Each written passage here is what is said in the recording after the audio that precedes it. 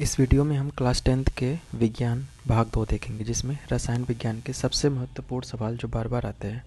ये 10th से लेकर के आगे कोई भी तैयारी आप करते हैं तो उसमें भी ये सवाल बार बार आते हैं। फिलहाल ये केवल मैट्रिक एग्ज़ाम के बोर्ड में जो बार बार आएंगे उनके लिए 9th 10th दोनों लोग इस सवाल को देख सकते हैं। ठीक है, ये अति महत्वपूर्ण सवाल है। अगर 10 सवाल केमिस्ट्री में आते हैं तो उसमें से 8 सवाल यही रहेंगे। ठीक है, तो एक एक करके हम सवाल को देखते हैं। देखिए, सबसे पहले है ऊष्माक्षेपी अभिक्रिया। ऊष्माक्षेपी नाम से भी यह स्पष्ट है कि यह ऊष्मा इस अभिक्रिया में क्या हो गया, ऊष्मा बाहर निकलेगी। ठीक है, तो जिस रासायनिक अभिक्रिया में गर्मी, ऊष्मा या ऊर्जा निकलती है उसे ही क्या कहते हैं, ऊष्माक्षेपी अभिक्रिया करते हैं। इससे आसपास का तापमान क्या होता है, बढ़ता है। ठीक है, तापमान बढ़ता है, ऊष्माक्षेपी ऊष्मा निकलती है तो तापमान बढ़ेगा। ठीक है, जैसे कि श्वसन, दहन, हाइड्रोजन का जलना। अगर ऊष्माक्षेपी का उदाहरण पूछे तो श्वसन, दहन या हाइड्रोजन का जलना। जैसे देखिए, मीथेन है CH4, और इसको ऑक्सीजन की उपस्थिति में अगर रिएक्शन होगा तो क्या बनेगा, CO2 और 2H2O, और उसमें बाहर निकलती है। ठीक है, इसी तरह से ऊष्मा शोषी। शोषी का मतलब ये होता है जो अवशोषण करे। तो ऊष्मा का अवशोषण मतलब जिस अभिक्रिया में ऊष्मा का अवशोषण होगा या ऊर्जा अवशोषित होगी उसे क्या कहेंगे, ऊष्मा शोषी अभिक्रिया। इसमें क्या होता है, तापमान आसपास का घटता है। जैसे कि बर्फ का पिघलना या प्रकाश संश्लेषण, ये इंपॉर्टेंट है, याद रखिएगा। पूछेगा बर्फ का पिघलना कैसी अभिक्रिया है तो ऊष्मा शोषी है, या प्रकाश संश्लेषण कैसी अभिक्रिया है तो ऊष्मा शोषी अभिक्रिया है। जैसे देखिए, बर्फ को अगर ऊष्मा दी जाए तो जल में बदल जाएगा, या क्या है, ऊष्मा शोषी अभिक्रिया। ठीक, अगला है द्विविस्थापन अभिक्रिया। द्विविस्थापन अभिक्रिया नाम से ही स्पष्ट है, इसमें क्या है, दो चीज़ें हो रही होंगी। मतलब कि यह रासायनिक अभिक्रिया, इसमें दो आयन बदलते हैं। क्या होते हैं, दो आयन बदलते हैं और दो नए यौगिक क्या होते हैं, बनते हैं। Ion plus minus. ठीक है, तो दो आयन आपस में बदलेंगे और दो नए यौगिकों का निर्माण होगा। जैसे कि देखिए, AgNO3 और KCl, यह है सिल्वर नाइट्रेट और यह पोटेशियम क्लोराइड। इसका आपस में अगर अभिक्रिया कराया जाएगा तो देखिए, Ag पर होता है प्लस साइन और NO3 पर माइनस, और यहाँ पर पोटेशियम पर प्लस साइन और Cl पर माइनस। इन दोनों का आपस में आयन बदल जाता है। जैसे इस Ag का इस Cl के साथ जुड़ाव हो जाएगा तो बनाएगा सिल्वर क्लोराइड AgCl, और इस पोटेशियम का इस माइनस के साथ जुड़ा हो जाएगा तो बनाएगा पोटेशियम नाइट्रेट। ठीक है, तो सिल्वर नाइट्रेट और पोटेशियम क्लोराइड, देखिए दो आयन बदल गए और दो यौगिक भी बन गए। कौन सा नया यौगिक बन गया, सिल्वर क्लोराइड और पोटेशियम नाइट्रेट। इसी तरह से AgNO3 का जब क्रिया कराएंगे तो AgCl के साथ जुड़ जाएगा तो ये हो जाएगा AgCl, और सोडियम नाइट्रेट के साथ मिल जाएगा तो बनाएगा NaNO3 सोडियम नाइट्रेट। ठीक है, तो दो नए यौगिक बन जाएंगे और आयनों का इंटरचेंज हो जाएगा। ठीक है, अब अगला सवाल है कि कौन सी गैस चूने के पानी में प्रवाहित करने पर, मतलब कौन सी ऐसी गैस है जो चूने के पानी में प्रवाहित किया जाए तो उसका रंग क्या हो जाता है, दूधिया हो जाता है। यह बार बार क्वेश्चन पूछता है। तो CO2 gas, carbon dioxide gas को प्रवाहित किया जाए तो चूने का रंग क्या हो जाएगा, दूधिया हो जाएगा। जैसे देखिए, ये है कैल्शियम हाइड्रोक्साइड और इसमें हमने CO2 प्रवाहित किया तो क्या बनेगा, CaCO3, कैल्शियम कार्बोनेट और जल। ठीक है, इसका रंग कैसा होता है, दूधिया। ठीक, उल्टा भी पूछ सकता है कि कैल्शियम हाइड्रोक्साइड में अगर CO2 गैस प्रवाहित किया जाए तो उसका रंग क्या हो जाएगा, दूधिया हो जाएगा। ठीक है, अब देखिए, अगला है भोजन खराब होने का क्या कारण है। तो भोजन खराब होने का जो कारण है, ऑक्सीकरण। ऑक्सीकरण के कारण भोजन खराब होता है। कोई भी चीज़ का अगर ऑक्सीकरण होगा तो खराब ही होगा। जैसे लोहे पे जंग लगता है, वो भी ऑक्सीकरण का ही एक एग्जाम्पल है। उससे क्या होता है, लोहा खराब होता है। अब इसी से एक टॉपिक है ऑक्सीकरण, अपचयन और रेडॉक्स। तीन चीज़ें हैं, इसको एक एक करके देखते हैं। देखिए, ऑक्सीकरण, इसको इंग्लिश में बोलते हैं ऑक्सीडेशन। इसमें इलेक्ट्रॉनों की हानि होती है या ऑक्सीकरण की संख्या में वृद्धि होती है, अर्थात इसमें ऑक्सीजन क्या होगा, जुड़ेगा। ऑक्सीकरण में नाम से स्पष्ट है, ऑक्सीजन इसमें जुड़ेगा। ऐसे याद करने के लिए देख लीजिए। लेकिन इसकी परिभाषा लिखेंगे तो इसमें इलेक्ट्रॉनों की हानि होती है या ऑक्सीकरण की संख्या में वृद्धि होती है। ऐसी रासायनिक अभिक्रिया जिसमें इलेक्ट्रॉनों की हानि हो या ऑक्सीकरण की संख्या में वृद्धि हो उसको बोलेंगे ऑक्सीडेशन या ऑक्सीकरण। जैसे देखिए, ये कार्बन और ये ऑक्सीजन, कार्बन के साथ ऑक्सीजन का जुड़ा होगा, क्या बना, CO2, तो ये कहलाएगा ऑक्सीकरण। अगला है अपचयन, जिसको रिडक्शन बोलते हैं। तो इसमें इलेक्ट्रॉनों की प्राप्ति होगी या ऑक्सीकरण की संख्या में कमी होगी या ऑक्सीजन की कमी होगी, तो इसको बोलेंगे अपचयन या रिडक्शन। जैसे कि जिंक ऑक्साइड में अगर कार्बन के साथ अपक्रिया कराई जाए तो जिंक ऑक्साइड से ऑक्सीजन निकल जाएगा, मतलब ऑक्सीजन की कमी हो गई और यहाँ जिंक बचा, तो ये क्या हो जाएगी, अपचयन अपक्रिया। मतलब यहाँ पे देखिए, जिंक ऑक्साइड था, इसमें से ऑक्सीजन हट गया तो कैसी अपक्रिया होगी, रिडक्शन या अपचयन। रेडॉक्स, ऊपर के जो दोनों पढ़े उन्हीं को दोनों आपको वापस मिला जाता है, तो रिडॉक्स अपक्रिया, जिसमें जिस अपक्रिया में ऑक्सीकरण और अपचयन दोनों होता है उसे बोलते हैं रिडॉक्स अपक्रिया। जैसे कि मान लीजिए ये कॉपर ऑक्साइड है, ठीक है, और ये हाइड्रोजन, इन दोनों की आपस में अपक्रिया कराई जाए तो कॉपर ऑक्साइड से ऑक्सीजन हट गया और बना यहाँ पे कॉपर, तो ऑक्सीजन का हटना क्या कहलाता है? रिडक्शन, मतलब अपचयन, अभी ऊपर आपने देखा। और इस हाइड्रोजन में ऑक्सीजन जुड़ गया तो H2O बना, तो जब ऑक्सीजन जुड़ा तो इसको बोलेंगे ऑक्सीडेशन। तो रिडॉक्स अपक्रिया वो होती है जिसमें ऑक्सीकरण और अपचयन दोनों होता है। तो देखिए यहाँ पे एक रिएक्शन आप लोग याद रखिए, कॉपर ऑक्साइड से ऑक्सीजन निकल गया तो बना रिडक्शन, रिडक्शन अपक्रिया हो गया, और हाइड्रोजन में ऑक्सीजन जुड़ गया तो ये हो गया ऑक्सीडेशन, ठीक है। अगला है लोहे पर जंग लगना कैसी अपक्रिया है? लोहे पर जंग लगना, यह ऑक्सीकरण और अपचयन दोनों होगा। अगर दोनों ऑप्शन नहीं दिया है, केवल ऑक्सीकरण और अपचयन दिया है तो तब ऑक्सीकरण पर टिक लगाइएगा, लेकिन अगर दोनों दिया है तो दोनों लगाएंगे। ऑक्सीकरण और अपचयन इसमें दोनों होता है। अब देखिए बार बार लोहे पर जंग लगना से 2-3 सवाल बनता है। एक तो यह पूछेगा यह कैसा परिवर्तन है, तो यह रासायनिक परिवर्तन है, मतलब भौतिक परिवर्तन रासायनिक, दो परिवर्तन होते हैं, तो यह कैसा परिवर्तन है? रासायनिक, मतलब इसको पुनः प्राप्त वापस नहीं किया जा सकता, ठीक है। अगला है जंग लगने पर लोहे के भार में क्या परिवर्तन होता है? तो ऑप्शन दिया रहेगा सेम रहेगा, घटेगा, बढ़ेगा, तो क्या होता है? भार बढ़ता है हमेशा। जब बार बार क्वेश्चन पूछता है तो लोहे पर जंग लगने पर क्या होता है? भार बढ़ता है। अगला है जंग लगने से लोहे को बचाने के लिए क्या करेंगे? तो आप देखते होंगे लोहे को पेंट करते हैं, तेल का लेप लगाते हैं, या उसका गैल्वनाइजेशन करते हैं। गैल्वनाइजेशन मतलब जिंक की परत को चढ़ाना ही क्या कहलाता है? गैल्वनाइजेशन कहलाता है, ठीक है। गैल्वनाइजेशन, एक क्वेश्चन ये भी पूछेगा कि गैल्वनाइजेशन क्या होता है, तो जिंक की परत का चढ़ाना लोहे पर या उसको जंग से बचाने के लिए उस पर जिंक की परत को चढ़ाना ही क्या कहलाता है? गैल्वनाइजेशन, ठीक है। अब जैसे देखिए लोहे पर जंग लगने का जो अभिक्रिया होता है ये ऐसे होता है, ये है आयरन और ये है ऑक्सीजन और ये है जल, ये तीनों के साथ अभिक्रिया होता है तो बनाता है आयरन ऑक्साइड, और यही होता है जंग, ठीक है। जंग लगना एक संक्षारण है, ठीक है, इसमें ऑक्सीकरण का, ये ऑक्सीकरण के कारण होता है, इससे लोहा क्या होता है? खराब होता है। अब देखिए संक्षारण भी एक टॉपिक है, इसको देख लीजिए यहीं पे। जब कोई धातु वातावरण में उपस्थित पदार्थों के संपर्क में आकर क्षय होने लगे, मतलब खराब होने लगे, तो इसे ही संक्षारण कहते हैं। संक्षारण क्या है? जब कोई धातु वातावरण में उपस्थित पदार्थों के संपर्क में आकर क्षय होने लगे तो उसे ही संक्षारण कहते हैं, ठीक। अगला है अम्ल और क्षार, एसिड और बेस में अंतर क्या है, ठीक है। तो अम्ल देखिए, अम्ल स्वाद में खट्टे होते हैं और क्षार कड़वे या कसैले होते हैं, ठीक है। दूसरा, इसका पीएच मान 7 से कम होता है और इसका पीएच मान 7 से ज़्यादा होता है। अम्ल क्या करते हैं? क्षारकों को उदासीन करते हैं, मतलब अम्ल के साथ क्षार को मिला दिया जाए तो उदासीन कर देगा। और क्षार क्या करते हैं? यह अम्लों को उदासीन करते हैं, अगर क्षार में अम्लों को मिला दिया जाती है उसको उदासीन कर देंगे। यह जल में विलय होकर हाइड्रोजन आयन देते हैं, H+ आयन देते हैं, और यह जल में विलय होकर OH- आयन देते हैं, ठीक। और यह नीले लिटमस पेपर को लाल कर देता है, ये सबसे इम्पोर्टेंट इसमें यही है, ठीक है।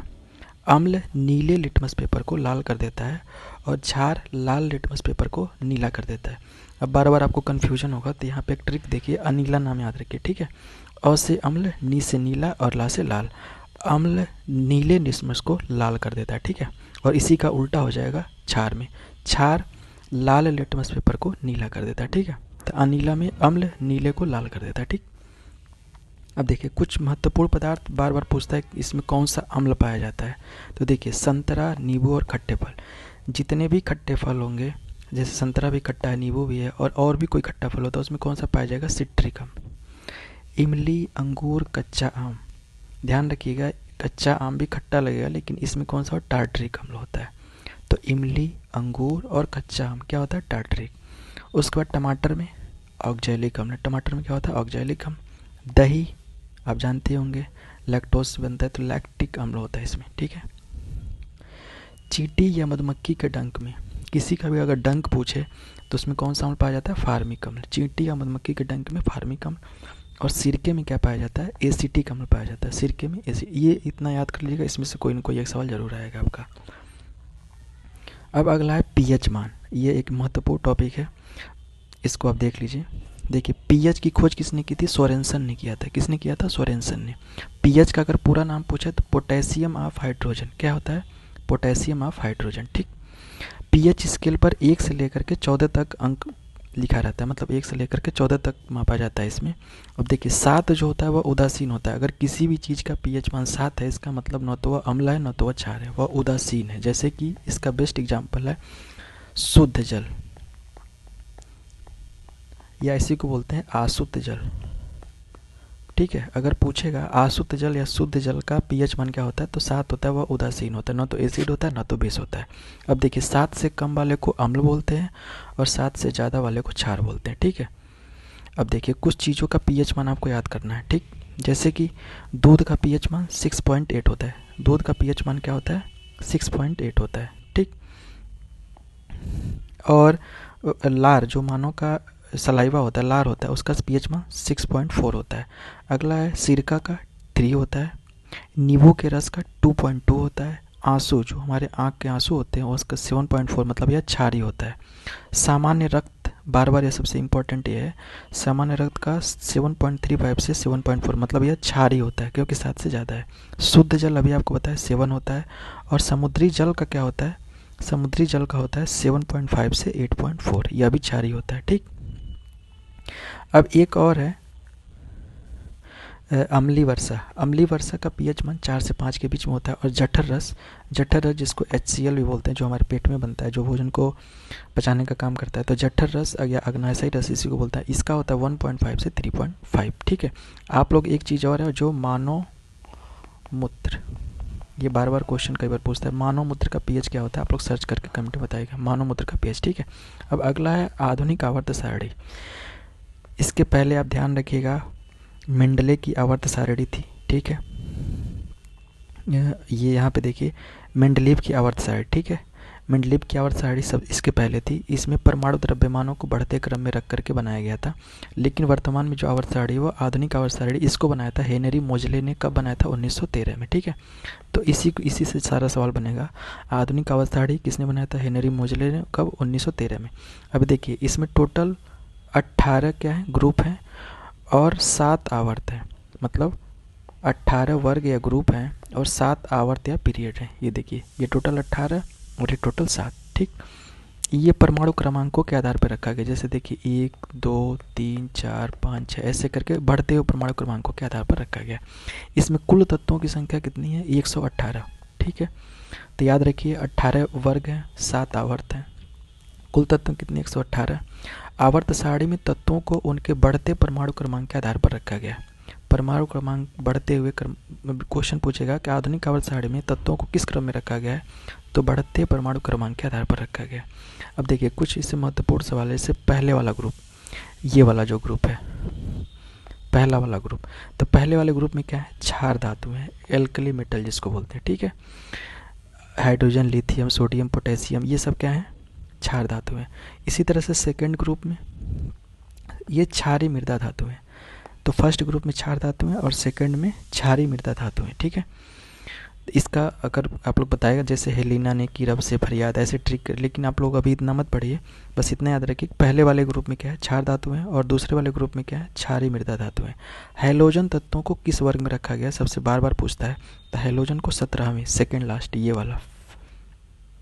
ठीक है, हैलोजन वाले को किस में रखा गया, 17। और किस वर्ग को शून्य वर्ग में रखा गया है, इसको 18वां वर्ग बोला जाता है। ये है आपका लास्ट वाला। ठीक है, सबसे लास्ट वाले में 18वें में रखा गया। तो इसी शून्य वर्ग के तत्वों को अन्य नाम से, जैसे इसको निष्क्रिय तत्व भी बोलते हैं, अक्रिय तत्व भी बोलते हैं, या उत्कृष्ट तत्व भी बोलते हैं, याद रखिएगा। ठीक है, क्या निष्क्रिय तत्व, अक्रिय तत्व या उत्कृष्ट तत्व, इसी को शून्य वर्ग भी बोलते हैं। ठीक है, 18वां वर्ग को। और 17 वर्ग माने हैलोजन। हैलोजन कौन से में, 17 में। ठीक, अब देखिए इससे महत्वपूर्ण कुछ बार बार सवाल पूछते हैं ऑब्जेक्टिव में। जैसे सबसे हल्का तत्व क्या है, हाइड्रोजन है, सबसे हल्का तत्व। सबसे हल्की धातु पूछेगा तो लिथियम है, तत्व पूछेगा तो हाइड्रोजन है, धातु पूछेगा तो लिथियम है, दोनों हल्के हैं। ठीक है, पृथ्वी पर सबसे अधिक मात्रा में पाई जाने वाली धातु, अधिक मात्रा में पाई जाने वाली कौन सी है, एल्युमिनियम पृथ्वी पर। और प्रकृति में पाया जाने वाला सबसे भारी तत्व, प्राकृतिक में पाया जाने वाला सबसे भारी तत्व कौन सा, यूरेनियम है। ठीक है, सबसे भारी धातु पूछेगा, ये तो तत्व था यूरेनियम, और धातु पूछेगा तो ऑस्मियम है। ठीक, द्रव अवस्था में पाई जाने वाली धातु कौन सी है, पारा है। द्रव अवस्था में कौन सी धातु पाई जाती है, पारा। और द्रव अवस्था में पाई जाने वाली अधातु कौन सी है, ब्रोमीन है। तो धातु पारा है और अधातु कौन सी है, ब्रोमीन है। ठीक है, मेंडलीव की आवर्त सारणी में तत्व किस क्रम में रखा गया था? यह मेंडलीव जो पहले वाला था उसमें परमाणु द्रव्यमान के बढ़ते क्रम में, यह मोजले वाला तो क्रमांक के आधार पर है, लेकिन मेंडलीव वाला परमाणु द्रव्यमान के बढ़ते क्रम पर रखा गया। ठीक है, अब देखिए धातु और अधातु। तो धातु किसे कहते हैं? धातुएं चमकदार होती हैं और यह तन्य होती है, मतलब इसको खींच करके तार की तरह से लंबा किया जाता है, जैसे धातु इसको खींच के लंबा किया जा सकता है। यह विद्युत और उष्मा के सुचालक होती हैं। तो धातु में ये लिखना है आपको। और अधातु में यह चमकदार नहीं होती हैं, यह भंगुर होती हैं, मतलब यह ब्रिटल होती हैं। इसको अगर इस पे दबाव लगाइएगा तो टूट जाएगा, मतलब इसमें तन्यता नहीं होती है, या इसे फैलाव चादर की तरह से फैल नहीं सकते पीटने पे, तो ये भंगुर होती हैं।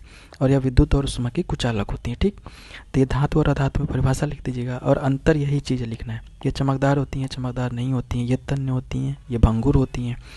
धातुएं विद्युत और उष्मा की सुचालक होती हैं, धातुएं अधातुएं विद्युत और उष्मा की कुचालक होती हैं। इसका गलनांक और क्वथनांक उच्च होता है, इसका गलनांक और क्वथनांक निम्न होता है। ठीक, अब देखिए तरल धातु का नाम अभी अपने ऊपर देखा पारा है, और चमकदार अधातु का नाम क्या है? आयोडीन। क्वेश्चन ये पूछेगा कि चमकदार अधातु, अभी तक आपने देखा धातुएं क्या होती हैं?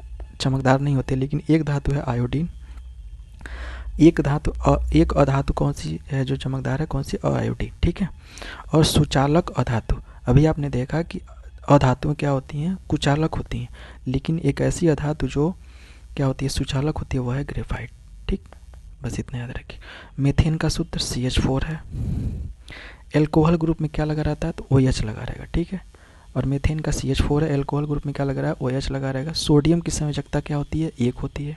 सबसे प्रतिक्रियाशील हैलोजन कौन सा है? फ्लोरीन है। सबसे अधिक अभिक्रिया कौन सा करता है? फ्लोरीन करता है। ठीक, खाने वाला सोडा, इसी को बेकिंग सोडा भी कहते हैं, जो पाव वगैरह में फुलाने के लिए इसका प्रयोग किया जाता है। तो खाने वाला सोडा या बेकिंग सोडा, इसका फॉर्मूला क्या होता है? NaSCO3, sodium bicarbonate. क्या होता है? Sodium bicarbonate. और एक होता है धोने वाला सोडा, वॉशिंग सोडा जिसको बोलते हैं, यह होता है Na2CO3, जिसको बोलते हैं सोडियम कार्बोनेट। इसमें बाई लगा रहेगा और इसमें बाई नहीं लगा रहेगा। तो आप ऐसे याद रखिए, बाई खाना बनाती है, तो खाने वाला सोडा होता है सोडियम बाइकार्बोनेट, और बाई हटा दीजिए तो धोने वाला सोडा हो जाएगा सोडियम कार्बोनेट। ठीक, जिप्सम, आप नाम सुने होंगे, जिप्सम का रासायनिक सूत्र CaSO4 2H2, इसको बोलते हैं कैल्शियम सल्फेट डाइहाइड्रेट। कैल्शियम दो हाइड्रोजन, दो जल लगा हुआ है, तो कैल्शियम सल्फेट डाइहाइड्रेट, ये जिप्सम का रसायन। इसी को अगर गर्म किया जाए तो बनता है प्लास्टर ऑफ पेरिस, POP। इसका फुल फार्मूला होता है CaSO4 ये जो दो है यही कम होकर के हाफ हो जाएगा, तो होता है कैल्शियम सल्फेट हेमीहाइड्रेट, इसको बोलते हैं CaSO4 तो इसको बोलते हैं प्लास्टर ऑफ पेरिस। ये प्लास्टर ऑफ पेरिस का जो प्रयोग होता है मूर्ति बनाने में और दीवारों की पुताई, आपने देखा आजकल दीवारों में फॉर सीलिंग होती है, छत में फॉर सीलिंग होती है, वह किसकी होती है? POP की। तो क्वेश्चन ये पूछेगा POP किसके गर्म करने पर बनता है? तो जिप्सम को गर्म करने पर। कैल्शियम सल्फेट डाइहाइड्रेट CaSO4 को अगर गर्म किया जाए तो प्लास्टर ऑफ पेरिस बनेगा। ठीक, और प्लास्टर ऑफ पेरिस का फार्मूला जो होता है CaSO4 होता है, कैल्शियम सेमीहाइड्रेट इसको बोलते हैं। ठीक है, कैल्शियम सल्फेट हेमीहाइड्रेट। अब आप लोगों के लिए दो सवाल है। अम्ल के साथ धातु क्रिया करके कौन सी गैस छोड़ती है? ठीक है, चलिए इसका बता देते हैं, हाइड्रोजन गैस छोड़ती है, लेकिन इसको आप लोग कमेंट में बताइएगा। ठीक है, परमाणु क्रमांक और परमाणु भार, कुछ तत्वों के ऊपर हमने पीरियोडिक टेबल दे दिया है, इस सब का एक एक करके, जैसे हाइड्रोजन का, हीलियम का, नाइट्रोजन का, ऑक्सीजन का, कार्बन का, यूरेनियम का, एल्युमिनियम का, पोटेशियम का, फास्फोरस का, मैग्नीशियम का, सोडियम का और कैल्शियम का।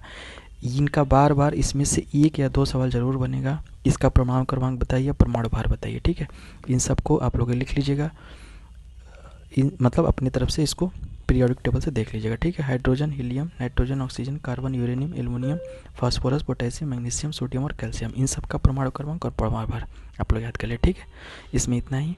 बाकी अगर इसमें कुछ लगेगा, कुछ छूट रहा है तो एक छोटा सा वीडियो और बना के डाल देंगे। ओके।